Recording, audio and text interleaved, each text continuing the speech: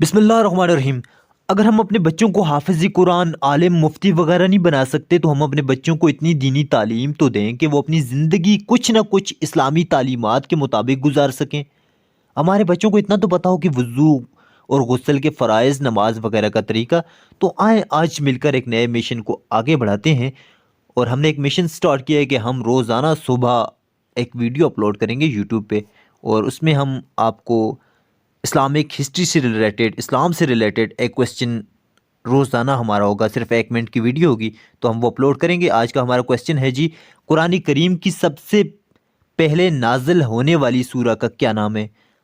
अगर आपको इस सवाल का जवाब आता है तो आप कमेंट्स में दे सकते हैं, अगर नहीं आता तो आपको करना पड़ेगा 5 सेकंड का इंतज़ार।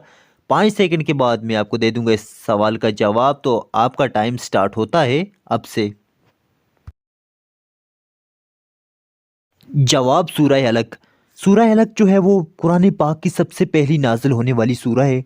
कैसी लगी आपको मेरी ये वीडियो? कमेंट्स में ज़रूर बताइएगा। मिलते हैं एक नई वीडियो के साथ, तब तक दीजिए इजाज़त। अल्लाह ने के बान।